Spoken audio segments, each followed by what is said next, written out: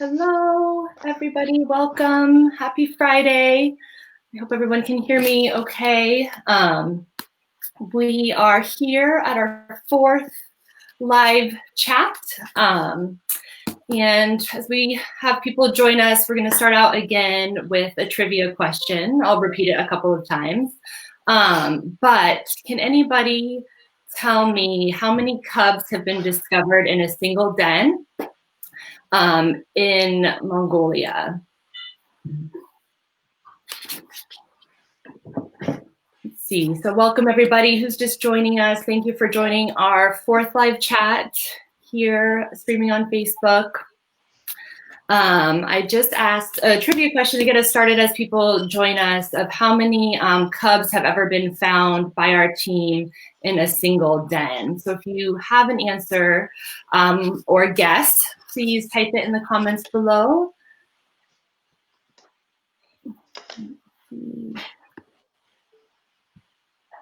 All right. Maybe try this.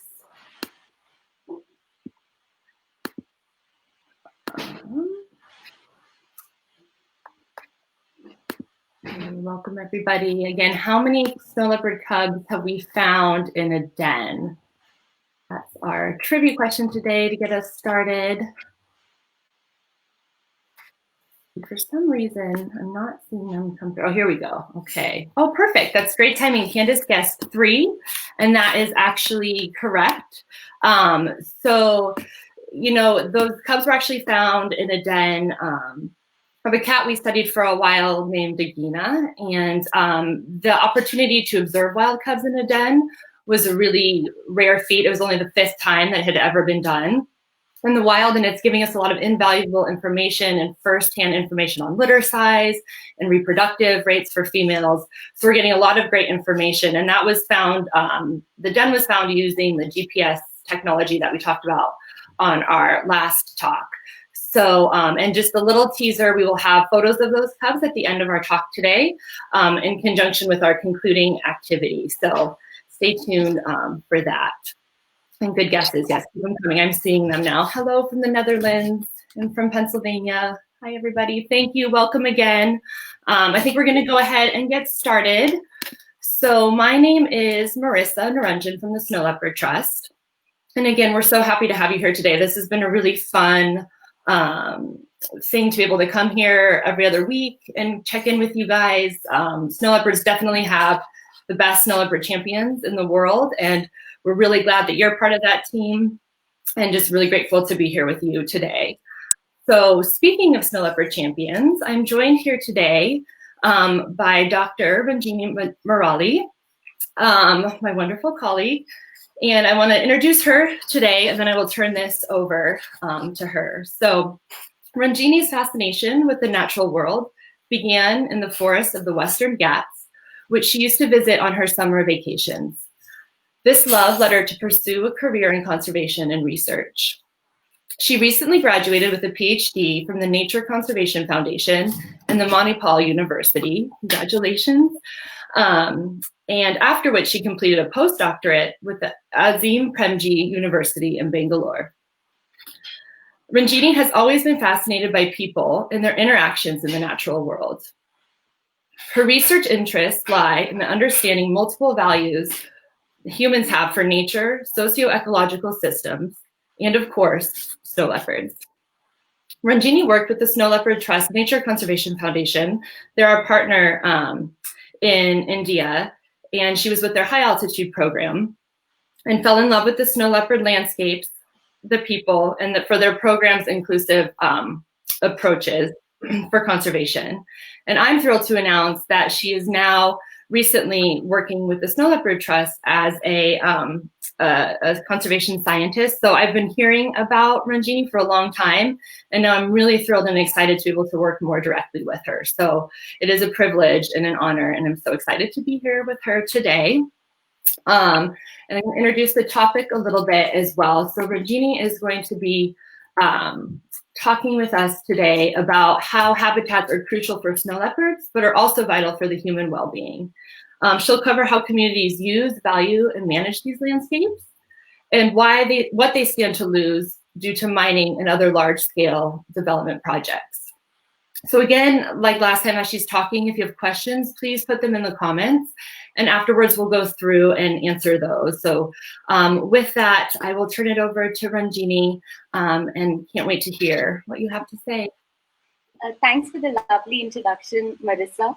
And I'm so excited to be talking to all of you today. This is my first live chat, so I hope it goes okay. And it's really strange not to be able to see the people that you're talking to.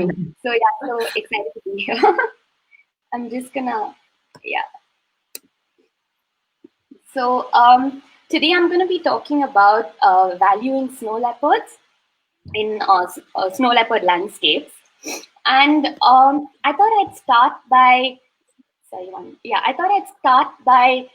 introducing you to my friend Lobsang. I met Lobsang when, in the early days of my PhD, and we became friends almost immediately. So today I thought I'd walk you through her life a little bit, a day in Lobsang's life. So Lobsang is from a village in Spiti Valley, and Spiti is in the northern part of India in the Trans-Himalayas. And the Trans-Himalayas are in the rain shadow region of the Greater Himalayas. So this essentially means it's a cold desert, and it's contiguous with the Tibetan Plateau and other parts of snow leopard landscapes. And in Spiti Valley, it gets really cold in the winter season. It goes up to like almost minus 60 degrees Celsius. And in the summer season, it goes up to around 20, 25 degrees Celsius. And because it's a desert, the kind of vegetation you get here are largely grasses, forbs, and shrubs. And of course, in the winter season, this is what it looks like. And most of the precipitation happens in winter in the form of snow. So the landscape is almost completely transformed. And of course, this is important for us because this is the region where there's the snow leopard and there's other kinds of biodiversity as well. So you have the blue sheep, you have red fox, and you have other kinds of animals that share the space with people living in this landscape.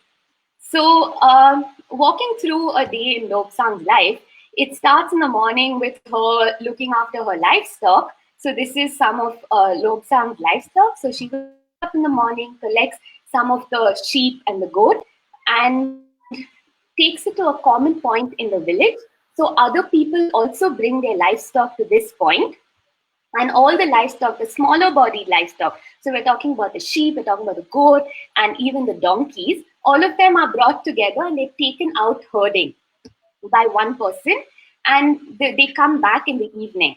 So in the morning, Lobsang takes her livestock, leaves it there, and lets the herder take them out to the pastures, which then come back in the evening. So after this, Lobsang goes to her field, where agriculture is one of her main sources of income. So in Spiti, they mainly grow green pea. So here they're picking green pea. But again, depending on the season, it varies. So most of the agricultural activities happen in the summer months, where they start first with, tilling the soil and then planting the seeds and then slowly start harvesting it. So the green pea is the crop that they sell, but they also grow barley, and which is more of the traditional crop, and that's what sometimes they eat a lot of. And then they also have black pea in this region.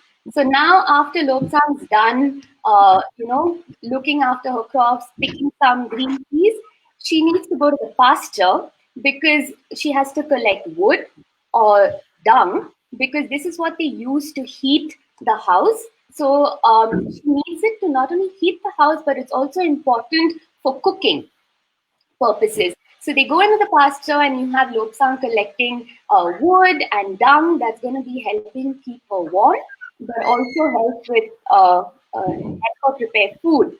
So sometimes the dung is very heavy, and you need a lot of dung to help it burn for many hours.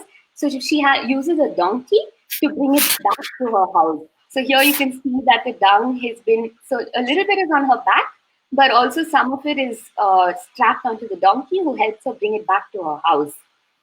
And then, on this day that we're going on a walk with Lobsang, she needs to get some medicine because she's not feeling very well. So she goes to the traditional healer, who's called the Amchi, and asks him for some medicine. So most of his medicines are made by from the wild plants, the medicinal plants that are found in the pastures and are found in the valley around. So he collects it and then he dries it and he treats it in a certain way, and then he mixes it up with different kinds of other medicinal plants and makes medicine that helps with different kinds of ailments. So this day that Lobsang's not feeling on top of the weather, so she goes, she collects some medicine from him and then comes back home. So this beautiful house is Lobsang's house. And I'm just going to tell you a little bit of her house. Firstly, I think it's really beautiful with the colors and how it blends into the landscape. But the house itself is made out of mud and bricks, which mostly come from the village. Sometimes they also use poplar, which is the wood. And in Lobsang's village, they actually grow the wood as well, because poplar is one of the few trees that are planted, and then they help that grows sometimes in areas that are planted in Spiti.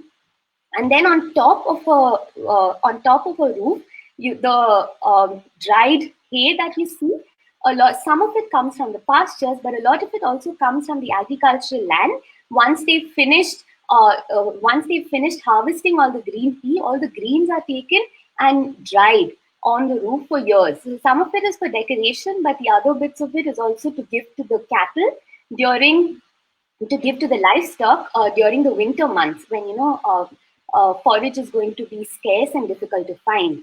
But the interesting thing about this house as well is between the roof, just below the roof, they have a layer of plants from the pastures which help to keep the house warm. So this is what Lobsang's house looks like, which he comes back to at the end of the day. So through this day and through her entire interaction with nature, you can see her whole life depends on so many different parts that come from nature, like the forage, crops, the livestock products, the energy resources like the dung and and the dung that comes from the pastures. And you also have medicinal plants. So all of this contributes to Lobsang's life in so many different ways. And her life is so interdependent on all of these aspects that come from nature. So we were interested in understanding how much this, sorry, one sec, I'm just going to hide this. I can't do it without, yeah. Sorry. Yeah. Oops.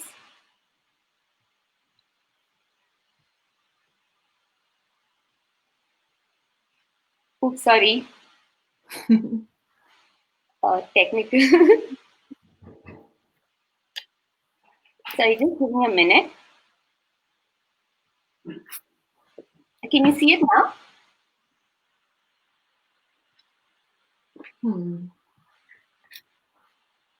Sorry.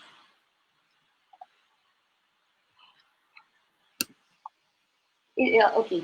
Is it okay, Marissa? Yes. Okay, sorry about that. A bit of a glitch. Yeah, so we have all these different aspects of nature that contribute to different aspects of Lobsang's life. So we were interested, if we were to put a monetary value to it, what would it come up to? And we were surprised to know that this came up to almost 3.6 times the annual household income. And this is not only for Lobsang in Spiti Valley, but also a whole bunch of other households that have similar lifestyles in the valley. All of them, the amount of benefits that nature provides them was equivalent to 3.6 times the annual household income. And the benefits that we were specifically looking at were these kind of the forage, the crops that she was able to get from the pastures. And the way we calculated this was if these products that we were looking at had a market value, we used that market value. If it didn't have a market value, we looked at the closest substitution to this to this, and then we arrived at the final amount that it would be, at the final value that all these products have to Lobsang or other households in this landscape. And the value that we got was 3.6 times the annual household income. Now, we know across snow leopard landscapes, people like Lobsang, who have both agriculture as well as livestock, are agro-pastoralists. But there are also people who rely primarily on livestock for their livelihood, and these are pastoralists. So when we did the same thing for pastoral livelihoods, we found that their annual household income, the amount of the benefits that nature provided them, was up to 40 times their annual household income for pastoralists. And this was because they had a lot of sheep and goat, and because of the amount of, and sheep and goat eat a lot of fodder and water, and they keep moving across the landscape. So the amount of benefits that were coming to pastoral households were as high as 40 times the annual household income.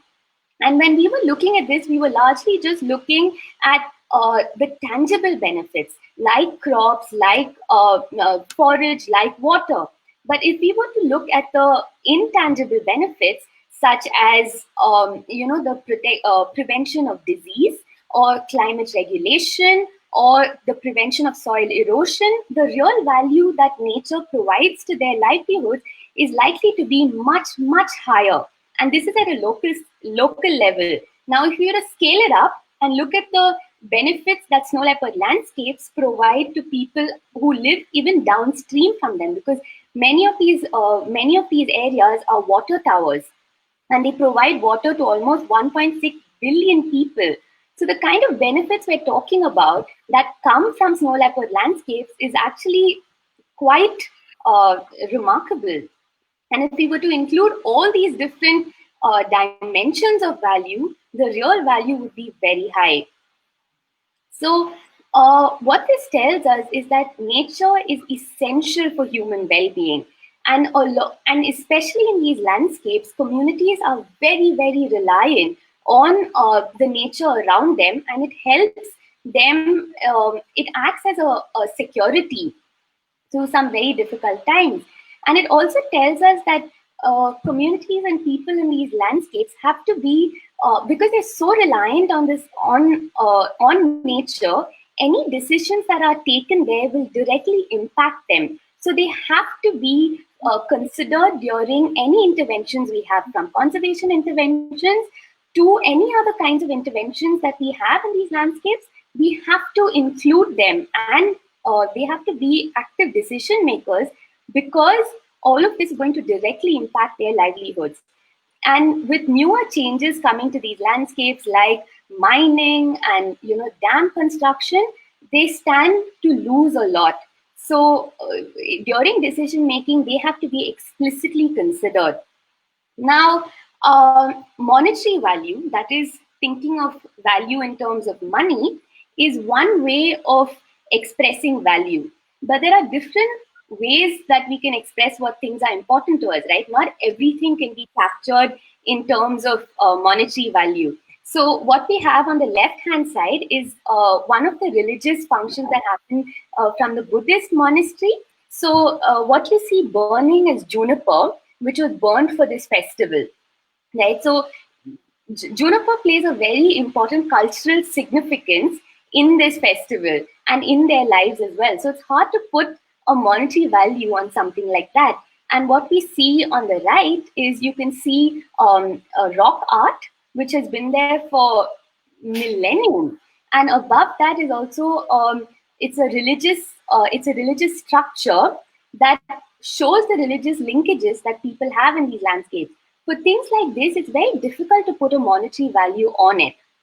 And so we were interested to find out what were the other ways that people in these landscapes valued what was here. What did they think was important?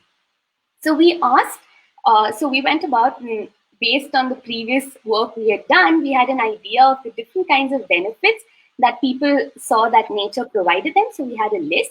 So we asked them to rate what they thought was important and what they thought was not so important to them. So I'm just gonna very quickly tell you about what we found. So naturally, I'm going to tell you about three most important first. So naturally, the most important was water, because we can't live for water. So we can't live without water. So water rated as the most important for everybody. Climate regulation, because all of them are beginning to feel the impacts of climate change.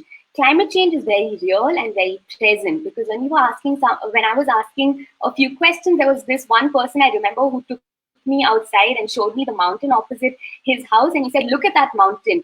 Can you see the amount of brown on it?" He's like, "You won't believe it.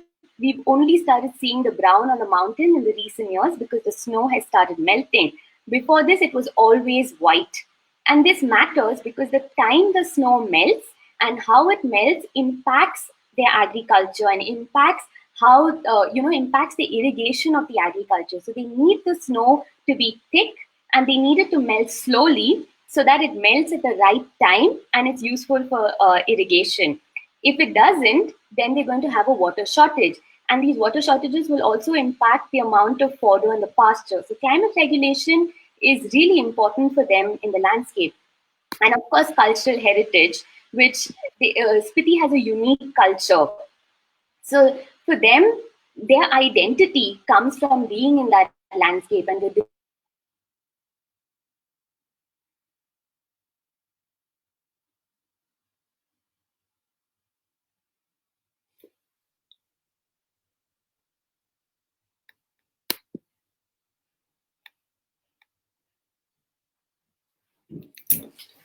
No, I think we may have lost Ranjini, or I know that there is, let's see, some connectivity issues with weather where she is. Let's see. Let's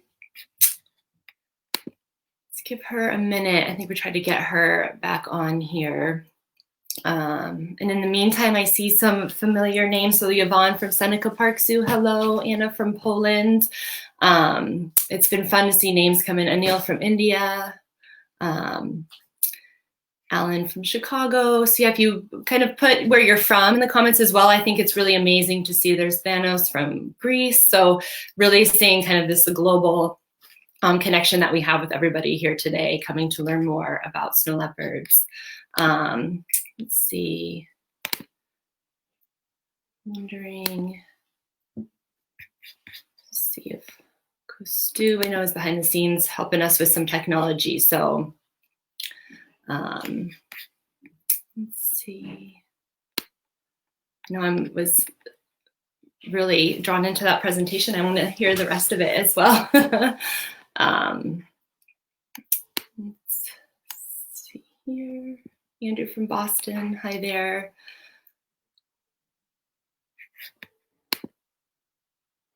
Yeah, Kostube's working on it, so that's great. We should have her back here in just a little bit. And yeah, we'll get her back online shortly here. So this is probably a good lesson to have something kind of in your pocket for technical difficulties, for sure.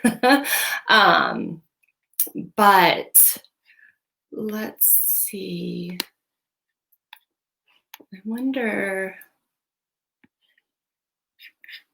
let's go back and look here at the comments. If anybody has a question now that I might be able to answer, we can put it in there. Oh, good. Hi, I'm so sorry. I have no idea what happened. Oh my gosh, no, hi, welcome back. So I'm not quite sure where I logged off. So which part of the talk? Let's see, if you get your slides back up. Yeah. Was it this? Or was it this? It was kind of just after talking about the snow melt and the irrigation. Oh, okay, yeah. And yeah. Yeah, sorry about that. No idea what happened. Yeah, no, it's great. I was saying I need to have probably something in my back pocket because that could happen quite often to talk about. So I was going to try to answer some questions on behalf of the trust, but I'm so glad you're back because you could answer them better than I.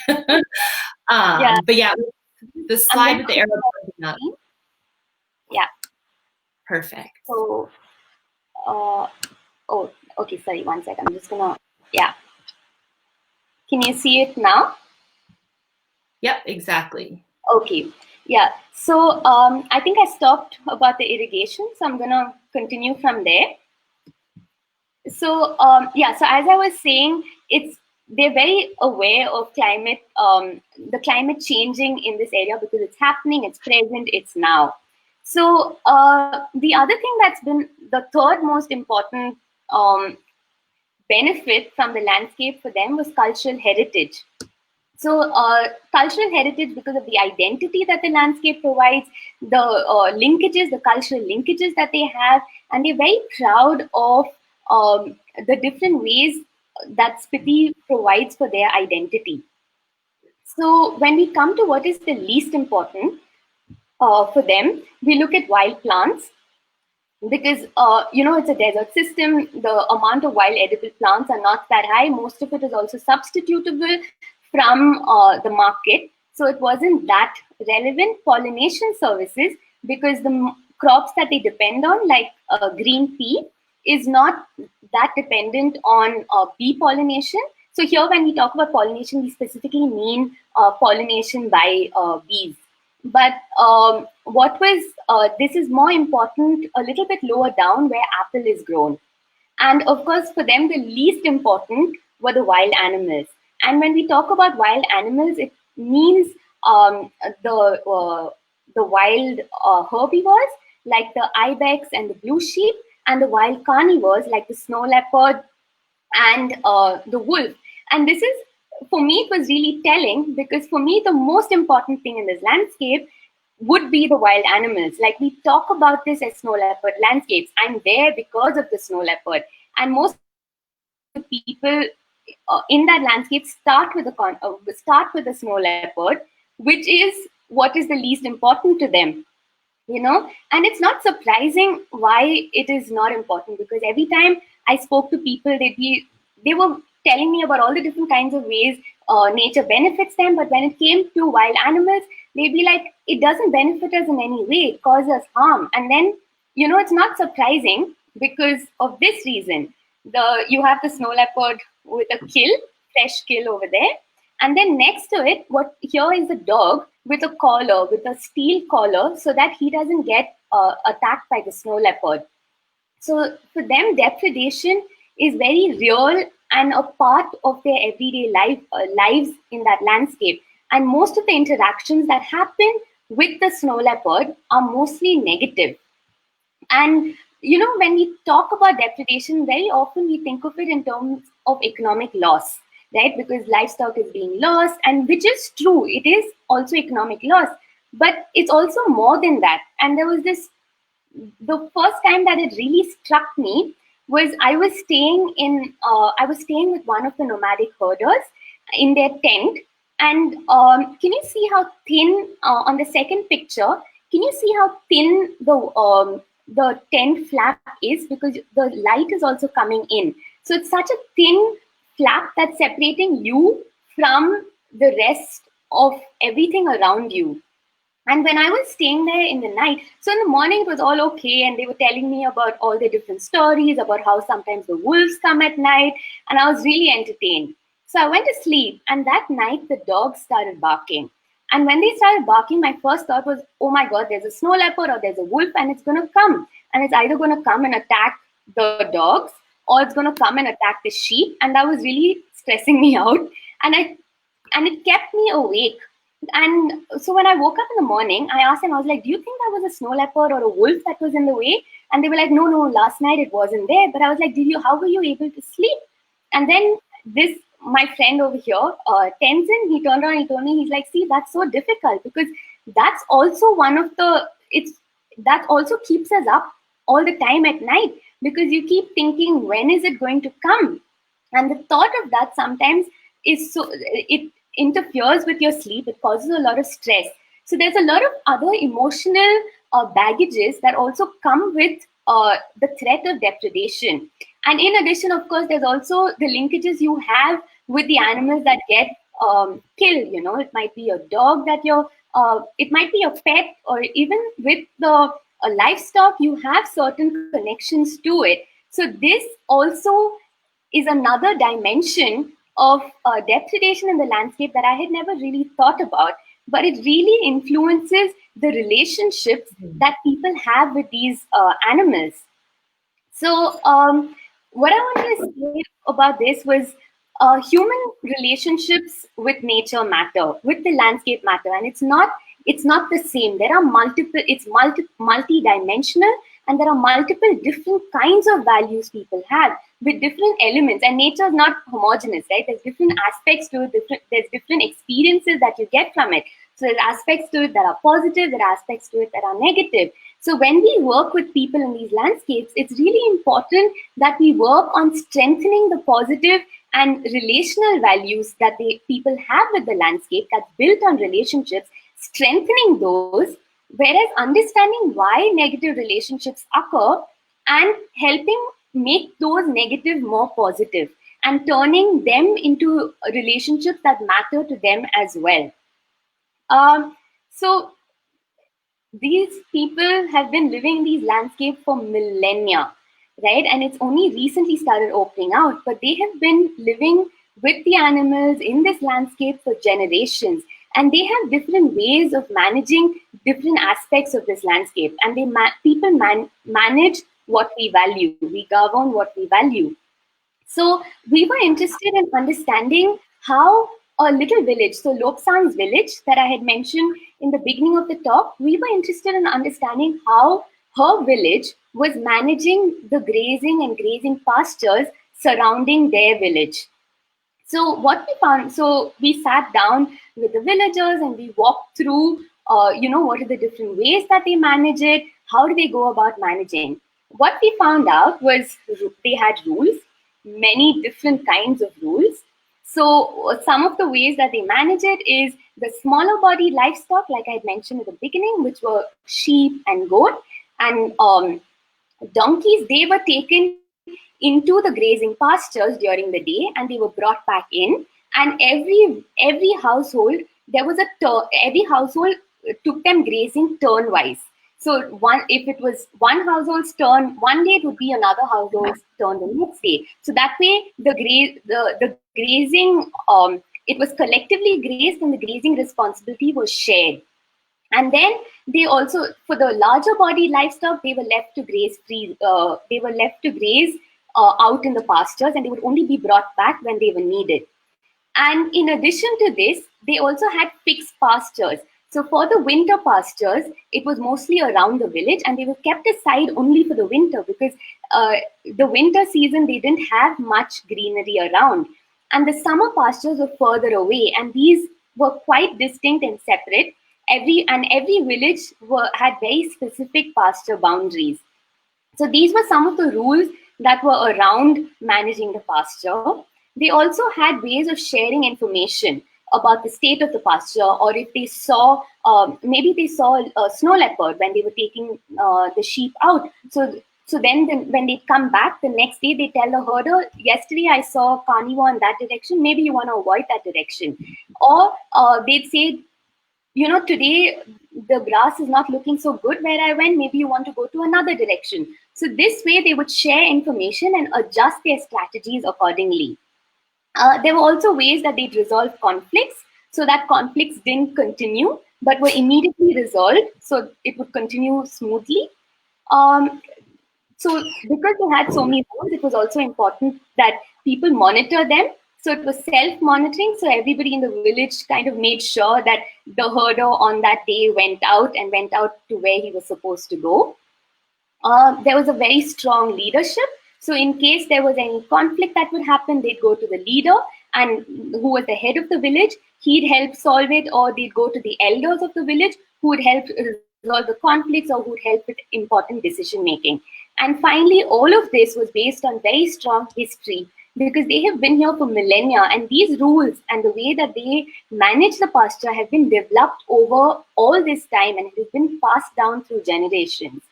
And the biggest secret to why they were able to manage so well is the oracle. So the oracle is the one in the center with all the multicolor robes.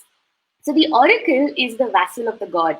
He's the person through whom the god speaks. and every village has a particular, a specific god. So in this village, the oracle spoke in the voice of the god. He was crucial for resolving conflicts. In case there was a very big conflict that would happen, he would have to step in, and everybody would listen to what he had to say because it came from God. Sometimes he'd also share information that people would not know, but he would know it because of the God. And his role was central in binding the community together and in making sure that the rules were followed, and also as a keeper of history. So the secret, they said, to good management of the pastures was the oracle. And it's really interesting that the local management was so strong, because when it comes to climate change and climate change adaptation strategies, local management and strengthening local management is what is going to help us adapt well to climate change impacts. So interestingly, I just want to very quickly share a small story that happened during the pandemic. So Spiti Valley knew about the pandemic about a few days before India completely announced the lockdown. So the minute they heard about the pandemic, they had a meeting in the village, and the valley, there's the capital, so all of them had a meeting in the capital, and they decided that they were going to close Spiti, so and not allow anyone to come in or out. So they gave the tourists 3 days to leave Spiti, and they also spread word around India where the rest of the Spitians were, and they said, come back now because Spiti is going to close. And then when the Spitians came back, when the Spitians came back to the valley, they were kept at the corners and not allowed in until for 14 days they were quarantined, and after 14 days they were let into the valley. And to date, there's no case of COVID that's happening there. And interestingly, in addition to this as well, they've realized that it's a long-term, the pandemic's going to be here for a while. So what they said is, this year, instead of only growing green pea, which is the main commercial crop because we might not be able to sell it, they've started growing both green pea, barley, as well as black pea, which is more of a traditional crop, and other vegetables that can grow in that landscape. So that, they're not going to face food security. They're not going to face food shortage coming up. So I thought this was really interesting, and it just goes to show the strength of local organizations when it comes to managing crisis. So finally, I want to say it's important to protect snow leopard landscapes, not only for the snow leopard, but for people like Lobsang and other communities who live in these landscapes, who manage these landscapes. And it's important that we work with communities, factoring in what is important for them and working very closely with them to protect the landscape, both for communities as well as for this beautiful animal. Thank you.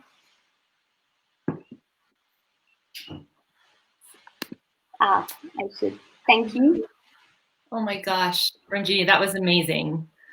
Really powerful. I feel like I was writing the whole time you were talking, just little bits that I would hear and just like really resonated with me. So I graduated in geography with the conservation in society and environment, and how people interact with place. So I just felt like, I'm home listening to you speak. So thank you. And I think the whole concept, like you said, of we govern what we value, and like really how that value is at the center of all of this, right? It's at the center of all conservation programs, or needs to be, right, in order to be effective. So I thought that was really amazing. And also kind of focusing on that emotional threat of depredation, right? Because we talk about the numbers and always tie that to like the, the economics of it and what that means financially for families, but really thinking of that impact of, being on alert and what that does, to your system, and how you set up those relationships is just fascinating. It's such like a really whole other side of this work that you've really dug into and explained like so beautifully here today. So thank you for that. Yeah, I'm so excited to hear more. So looking kind of in the questions, if you have a question for Ranjini, please put it in the comments and we will answer it. I think you kind of covered this one, but Shanna was wondering how long you've been involved studying the impacts you've discussed here today and what current challenges you face continuing your work given the global pandemic. So we talked a little bit kind of about that, like kind of local kind of coming to get local people coming together and really, attacking this crisis collectively together. Yeah, how long have you been working on these issues? So I've been actually part of NCF and the Snow Leopard Trust for almost 10 years as a part of NCF. So I started out as a conservation, I forget, but a conservation coordinator. That was my title, I think, where I was working with communities. And then I worked for about 2.5 years, after which I started my PhD. So I've been working on these aspects for maybe about 7 years since then. So yeah, and of course now with the pandemic, most of the work is from home, but yeah, different places are handling it in different ways, and we're still trying to figure out how it impacts our field work. That's amazing. Are you still in touch with, are you able to communicate with the communities from where you are now? Yes. So Lobsang, who I'd mentioned, we keep in touch on phone because the phone is working most times. Good. Yeah, have that direct line. Let's see. We have a question from Raghu. Are you seeing changes in rural economy and snow leopard landscapes in past decades? And if you are seeing changes, what are they, and what is their impact on local communities? Hi, Raghu. It's good to see your name pop up. That's amazing. So yes, we have been seeing many changes actually. So that was part of our study because we wanted to see how it changed from rural to more urban landscape. So there are some, most of it is still pretty rural, but there are some peri-urban areas that's happening in Spiti, especially the capital. So what we noticed, for example, is that most of these benefits that I told you that people rely on, in a more local economy, it's more dependent on the local ecosystem. But as moving into more urban areas, they've started importing most of these. They've started buying more of it. So even dung, for example, gets replaced by more firewood that gets bought because it's come from lower down. People also go out lesser into the pastures because, they don't have as many livestock. So there's different kinds of changes that's happening in this way within the economy as well, where they're importing more and relying less on the local local benefits. But I think one of the biggest changes that has been happening is tourism. Tourism has really taken off in the last 5 years. And probably many people who are coming in from India would know of Spiti Valley, especially in the last 5 years. It's become a place where people can, take a picture of the snow leopard.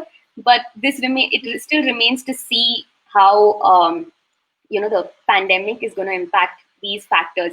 But what is interesting is that even though tourism has taken off, people were not solely reliant on tourism. So even with tourism that's gone away, livelihoods are impacted, but not to an extent where they can't live or eat, because those aspects they still have access to food. Yeah. Wow, that's amazing. And it is like kind of that shifting of it and like trying to diversify, right? Just like the crop after the pandemic, right? Like diversifying the food source and what that exports might be to try to then refigure what maybe some of those programs look like in the face of that tourism and whatnot. Let's see. From our own Justine was wondering, how does Spiti compare with other snow leopard landscapes in terms of values? So it really varies because the values are dependent on how you relate with the landscape, right? So in many aspects, it's still similar because the kind of cultural values people have would be similar. But for example, between because of how you relate to nature, whether agriculture is important or whether livestock is important, you have these different elements as well in their cultural nuances, in their cultural practices that happen. So on those areas, it's different. And across snow leopard landscape, there's also different. So if you're looking at an agropastoral community versus a nomadic community, those differences would be pretty obvious because one is more stationary and sedentary, whereas in other landscapes it's more moving. Then again, tourism in areas where there's more tourism, values would shift depending on how it is. So it really depends on the area we're talking about and the kind of relations they have, because it's so place specific that it's difficult to, broadly say. But I would say it varies depending on how they interact with the landscape. Yeah, that's wonderful. Let's see, we have River is wondering if you've ever gone face to face with a snow leopard. So have you ever seen a snow leopard in the wild?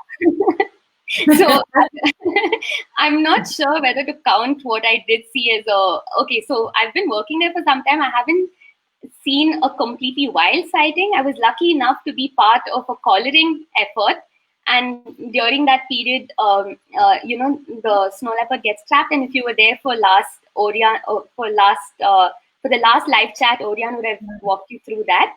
So I was lucky to be there for that. But that's my one sighting. Oh, that's amazing. No, that absolutely counts. That's wonderful. I know, I think the first time, the last time I went to Mongolia, and the only time was like over 10 years ago, but we like saw maybe like a little scrape, and I was like, oh, that counts for me. It really is. It's like a pretty magical experience. I think we'll wrap it up there. So if we didn't have a chance to answer your question, we can you can still put them below and we'll go back and answer them. You can also send an email to social@snowleopard.org. So we'll be able to answer it that way as well. And I will say that if we have more about your research, Ranjini, on our website, so I will put that link below to the blog. And if you haven't signed up for our e-news yet, please do. I'll also link that below because you'll get all the latest snow leopard happenings. We're currently working on a post that will highlight a paper that you recently authored. So that will be down on our blog as well, and you'll get a notification of that on e-news if you've signed up for that. So please do that. It's fascinating. And if you want to kind of dig more into what we've talked about here today, those are some great places to do it. So I'll link that below. Ranjini, it's just so great to spend time with you here today. Thank you for being here and sharing this aspect of our work and your work with everybody. I think it's a really great perspective to people to think about. I know it helps me kind of reframe how I think about the work we do and the values that we support. So I really appreciate that. And we're not quite done yet, though. We have one more kind of concluding activity. And I know I promised those snow leopard cub photos as well at the beginning. So I'll put those up and they will tie into our last kind of story from Ranjini here. So let's see, I think Kostub is going to help me from behind the scenes get up the photos. Let's see here. And the first one that you will see, I know I don't think it's there quite yet, but it was of one of Dagina's cubs in the den in Mongolia. Let's see, I might be able to share it as well.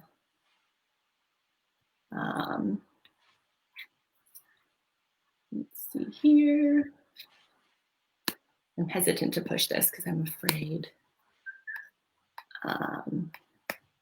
Let me see. Looks like. Kosti, were you able to get that up? Do you want me to try from my end?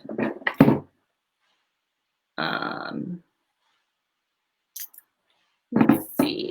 Okay, he's still working on it. I can try it from my end too, but we just actually haven't practiced me sharing my screen yet, so I'm afraid I might send everybody away. So let's see, we'll try this, and if not, I can try from my end. Let's see here. So you will see eventually. So I'm just really trying to build the suspense here. A snow leopard in the den, and then the next one is those same snow leopards were caught in a trap camera months later in October. So again, like just getting this information of the cubs in the wild and knowing what those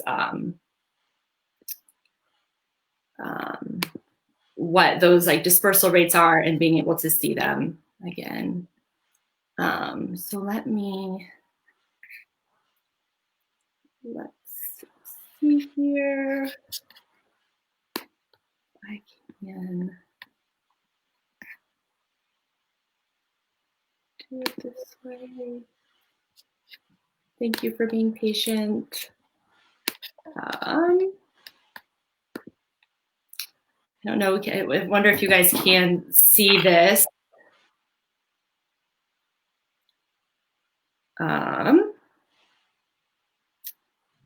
See, I'm gonna check in. So now I can't see you guys, but this first one here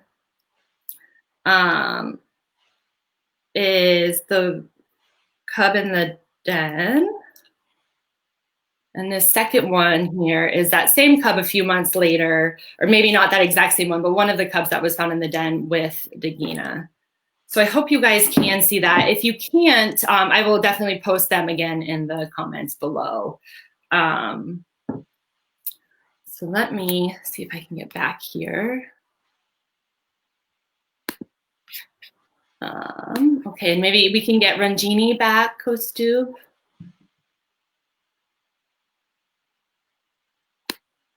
Hi. Okay, I'm not sure if people were able to see that or not. Let's see.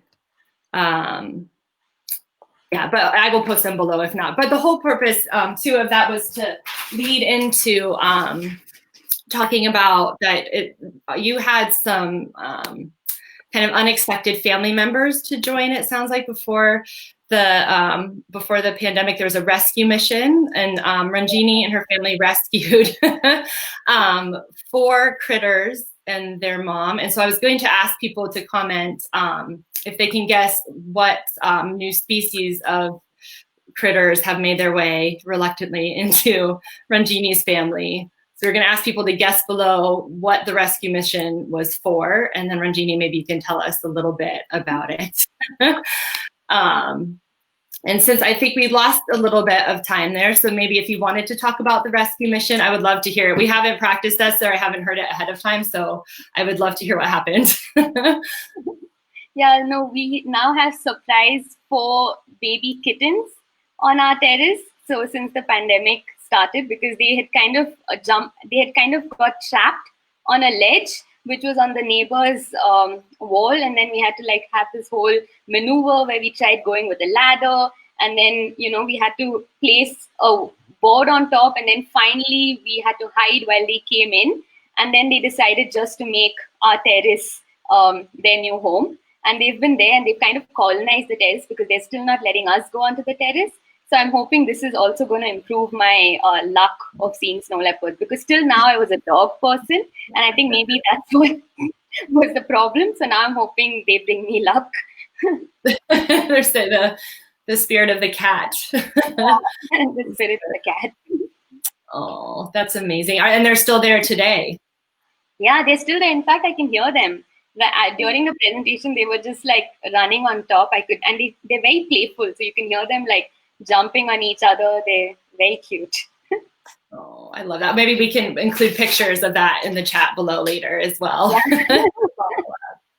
That's incredible. Well, thank you again so much. It was wonderful to spend time with you today. And like I said, I really have been hearing things for those whole 10 years about you and your work. And I'm just so excited to have the opportunity to work more directly with you and see you weekly at staff meetings. And it's been a real joy. And I look forward to many more years to come. Thanks so much, Marissa. Looking forward to working more closely with the trust as well.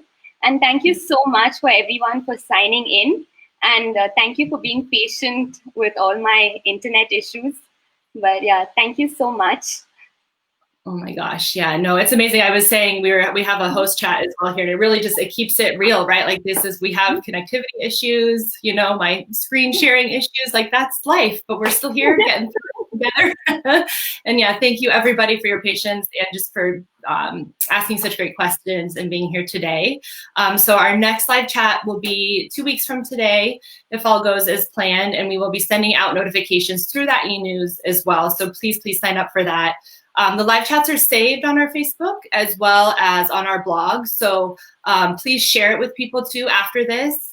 If you think that people want to learn more about snow leopards or just to support the work that we do, that means a lot. The more kind of eyeballs we get and minds and hearts in this mission and learning about the work we do, the more impact we can have. So thank you for valuing snow leopards.